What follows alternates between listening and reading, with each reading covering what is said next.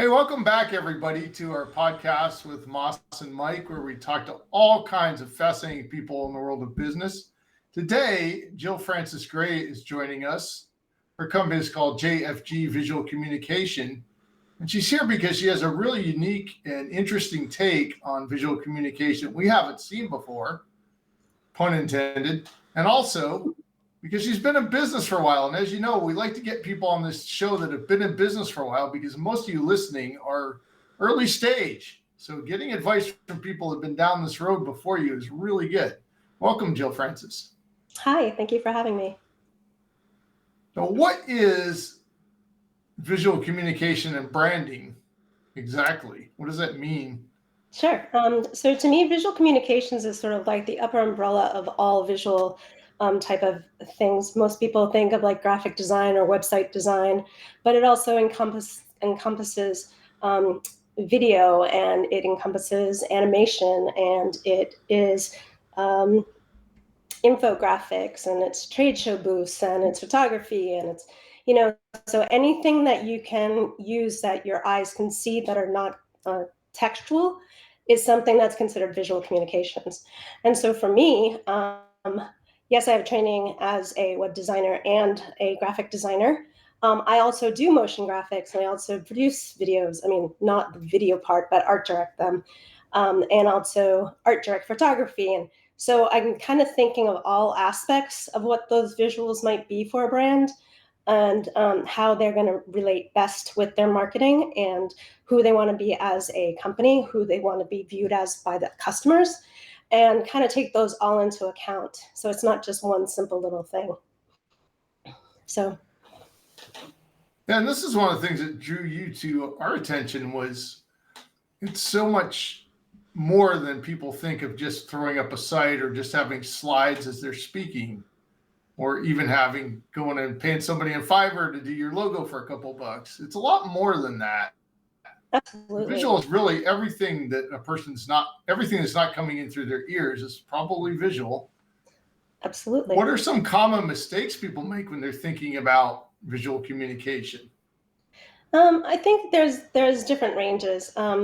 Consistency, I think, is probably the largest, because a lot of times minds get changed really easily. They see somebody else doing something else, and they're like, maybe we should do that, and or not doing enough beginning strategy foundation work, and so that they're not really secure in what their brand is, and so they're like grabbing and reaching and doing different things, trying to figure out like what is the best way to talk to their audience, instead of going back and really thinking in the beginning of like who they want to be talking to, and how they want to represent themselves to their audience, and who they want to be as a company, and how they want to represent themselves internally and externally. And it's a lot of work. A lot of times people don't want to spend the time, definitely not the money, to be able to do that. A lot of people don't really necessarily have the budgets, especially if you are just starting out.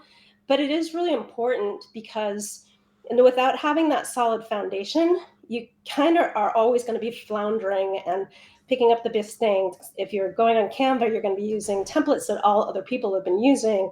If you don't have like solid colors or a really good logo or identity, you're always going to be you're going to muddy your own marketing and your own messaging.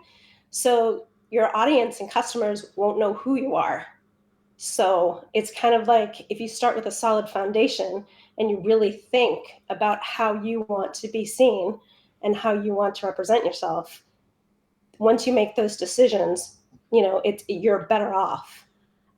Obviously, brands have changed over time, and there's always, you have to adapt to what's coming up in technology and what's going on in society and all those other things. But still, if you kind of know where you are or who you are in the beginning and who you want to serve, you can adjust your brand to be able to go with the flow, and not have to be creating the wheel every single time, or looking like somebody else, or changing your mind every 2 seconds, or things like that. So um, I know that's kind of like a long-winded answer in some way, but it still goes back to being, there has to be consistency within that as well.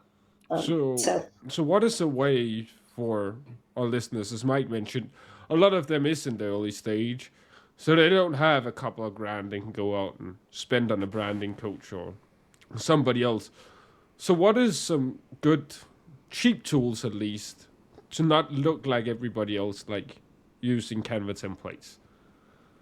Yeah, I mean, of course, Canva is very helpful in some cases because they do have the templates, but either working with a designer in the beginning phase to just establish the identity, the fonts, the colors, and then if you find, experienced designer, they're going to be able to help you put those tools into Canva so that when you do use a template, you can then craft it to be unique to what you have. So you have your color palette, you know your fonts are right, you have the right logo, you know how to resize your logo correctly, and try to be consistent that way.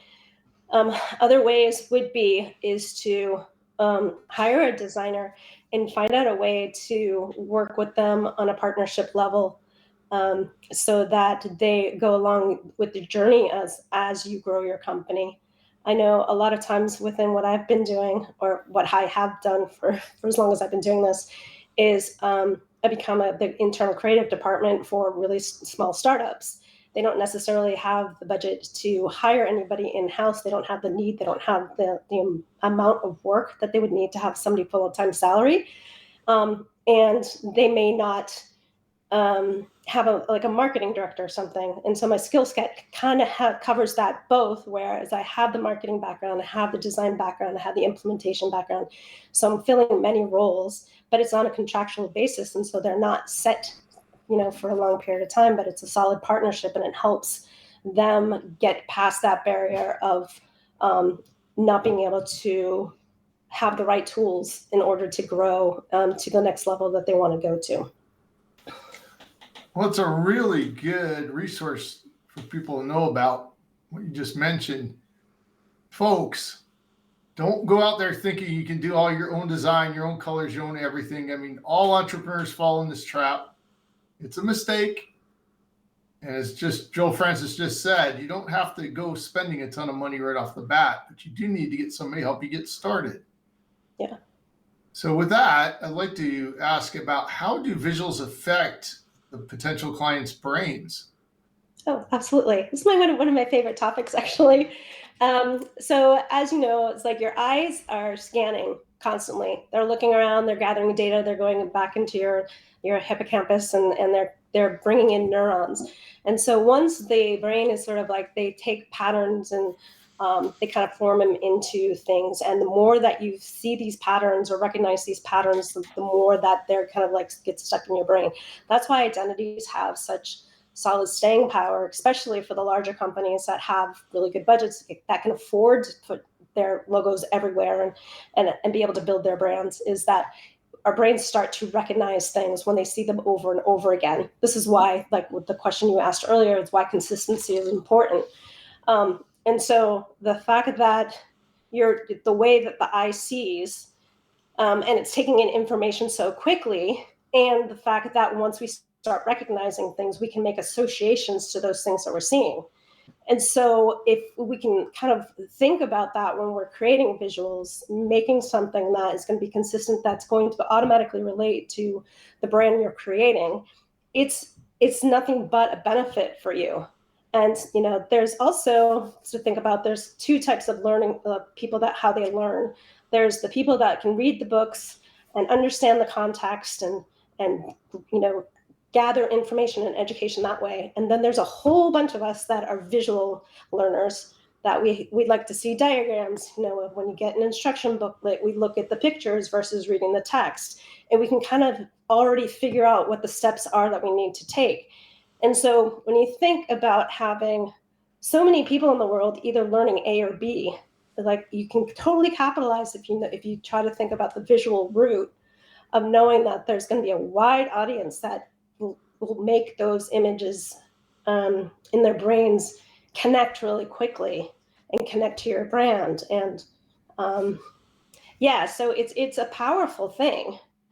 And that's why, like, video does really well. It's something that your eye can take in really quickly. It's something that it can remember. It's something that you can move on to the next, and something it's where reading is, you have to take your time, you have to digest, you have to kind of like make sure that you're getting it. And so I think that any brand that doesn't really think about their visuals as really important is kind of losing an opportunity in what they're doing with their business. Yeah, we agree with that for sure. We've made that mistake ourselves as a startup multiple times. Yeah.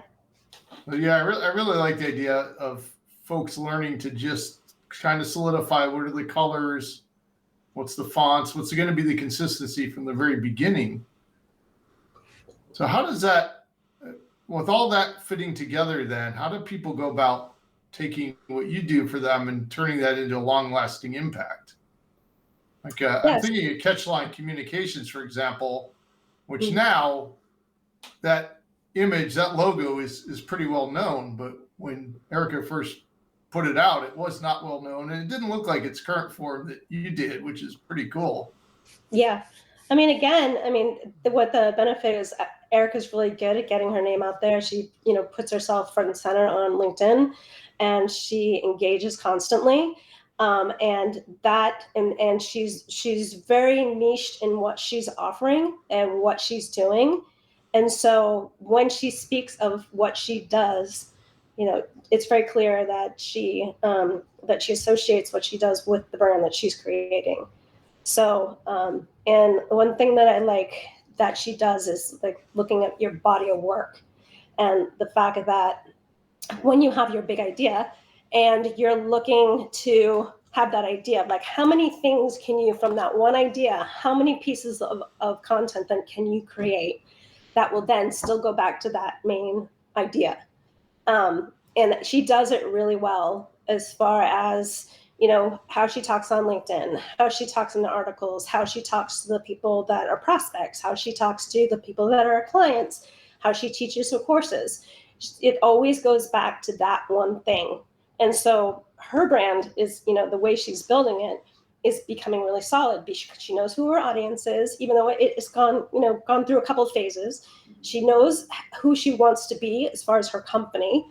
She knows her why. She knows how, and so she stays by those pillars and values in order to keep her message on point all the way, regardless of what type of media or who she's talking to or something like that. And so when it comes to like branding, it's the same thing. The consistency, knowing who you are, who you want to talk to, how you want to talk to them, how they're going to be received, and being really solid in that specific thing, so that when people see you, they're like, oh, you're the one that helps people pitch and publish articles. So she's actually really good at that type of thing. And I called that out for the audience to give everyone a real life example. What Jillfrances is talking about, a real person that she's really helped with her services. So you can go see how this works in real life. But I'm also curious, how did you go about getting your very first client? Were clients just dropping out of the trees when you opened your doors? Well, actually, it's kind of a funny story in a weird little way. I had graduated from college, and I had gone into got hired by an advertising agency as they decided to have a design firm within an advertising agency. And I was one of the designers that was hired right off. And it was great for about 2.5 years. And I kind of was like, it wasn't really what I wanted to do. And so I quickly went to another agency, didn't last that long. I stayed 5 months. And then I went to another agency, and I was just like, I'm not really sure I want to do this design thing. I wasn't really enjoying it. I wasn't really enjoying like sitting down and being the 9 to 5 type of person. And so after my third job, I lasted the year, because that was what you should do. As my dad always said, you never, you make your commitment, you stay. And so when I quit the job, I just called people and I said, hey, I'm looking for any work, if any projects, if anybody has any. And so, people just started calling, and I just kind of got more and more clients come. And one client that I had sort of like, there was a pro bono client that was in one of the advertising agencies, really enjoyed working with me, and they didn't want to work with the agency anymore. And I got permission for them to work with me. And so I did their catalog, and, so it just kind of became like that. And as things changed, I always kept up on the software and kept up on the creative aspect and kept up on making sure that whatever trends there were, that I was aware of them. And plus, because I've always been kind of like the start to finish type of person, is like I'm used to project managing. I'm used to working with bigger companies, smaller companies. I'm used to one person to like an enterprise level. And I feel really fortunate that I've had that opportunity, just because of you learn something new by every single person that you work with, and the personalities of those people, and where they're coming from. And yeah, so it's been fun so far. I feel really fortunate and grateful for being able to do what I do for as long as I have. So what words of advice would you have for the people out there that they haven't gotten their first client yet? Don't give up, and just talk to people honestly, and just be friendly. Well, I don't know. true. Yeah, because I guess yeah. I always like think of it of like just wanting to serve and just wanting to help.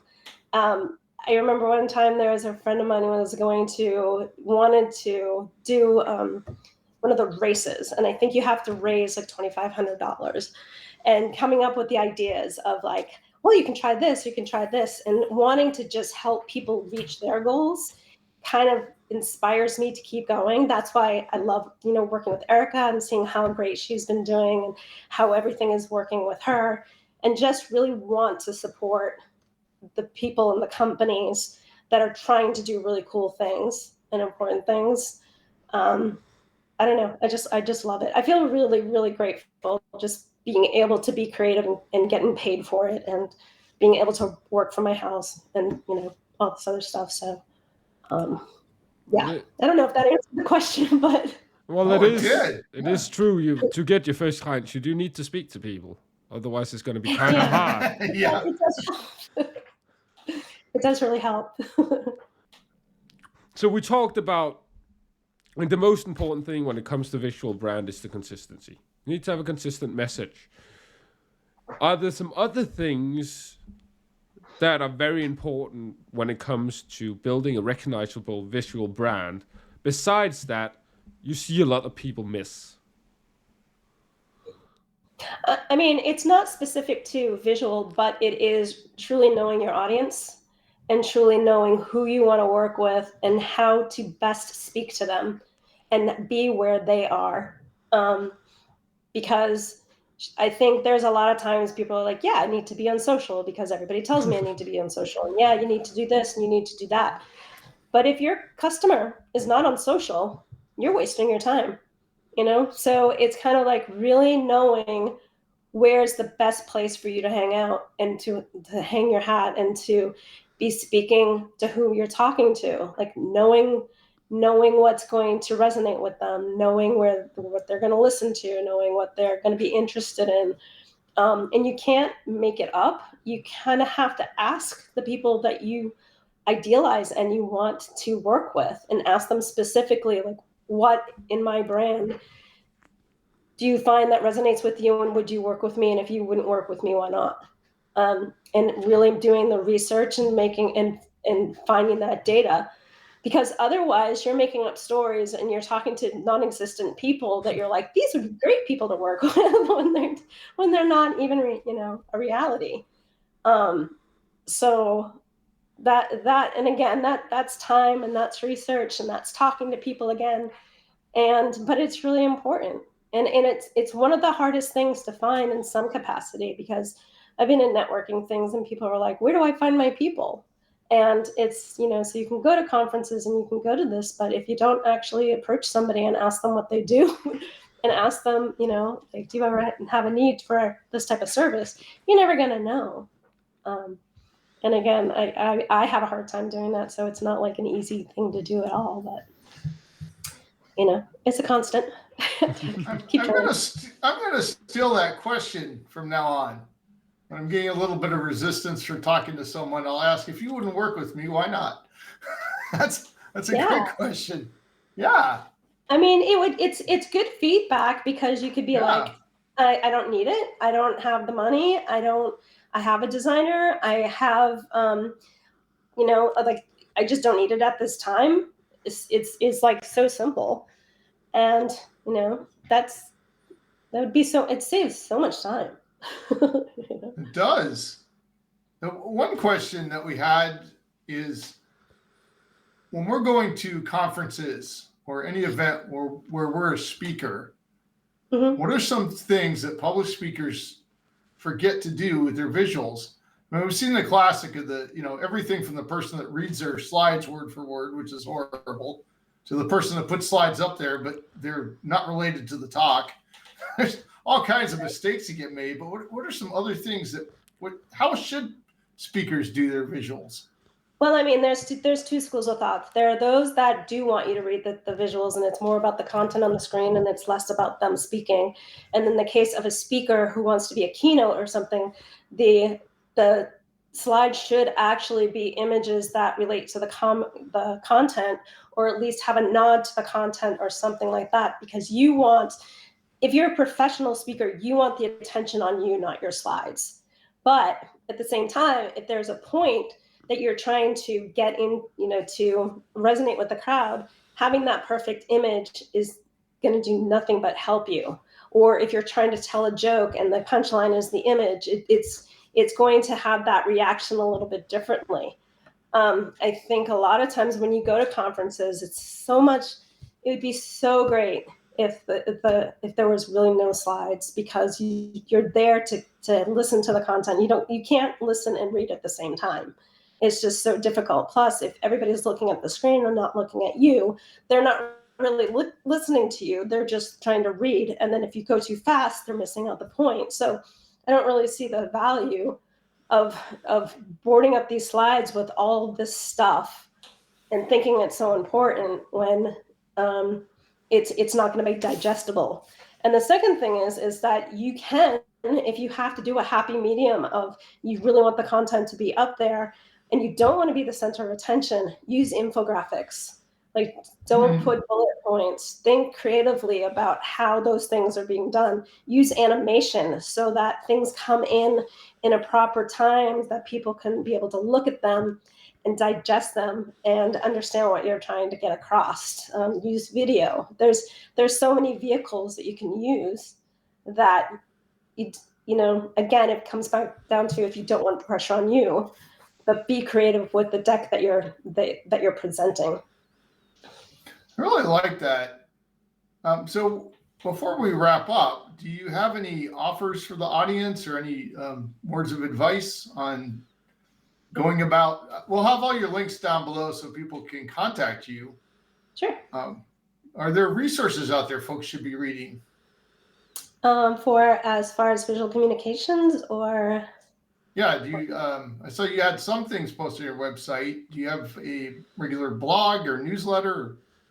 I do a quarterly newsletter, and I used to do a lot more blogging, but I've slowed down a little bit on that. But I do have a resource on my website that does have a lot of talking about fractional creative direction, about hiring designers, how you look at visual communications, how to look at your marketing, and things like that. So it is a resource. And as far as other information, if anybody's interested in speaking with me, I do have a 30-minute free call. I'm happy to answer anybody's questions, that if they have questions about their brand or visual communications, or just curious about starting out and how to best build a brand foundation. I'd love to talk to you and help in any way I can. I am, as I said, I like to serve and help people that are looking to build something. I get excited about being, a resource and learning about what people do, because it's fun. So yeah, but I hope that's helpful. It did. And I encourage everybody, think about what you're doing with your graphics and your visuals. If you're not attracting customers with what you have now, go talk to Jillfrances, book that call, see what might happen. You got any parting words for us, Moss? You wish there was something smart to say at the end? No, I don't think so. I can, they have a bit fried. Let's have a second Viking invasion. That's the smartest thing I can think of. I want the second one. Yeah. 5 years ago, my business partner asked me, if we're so dang smart, how come we're not helping more people? And I said, well, the problem is we're helping people all over the world with various sorts of charity work, but we're not training businesses how to do better. So 5 years ago, we started this branch of the company to specifically help businesses do better and make more money. So then you can go out and do more good in the world. That's the reason you want to book this call, to find out if what we know and what your business needs intersect, and maybe we can help you. Book the call. Let's talk. It's 30 minutes. Let's find out.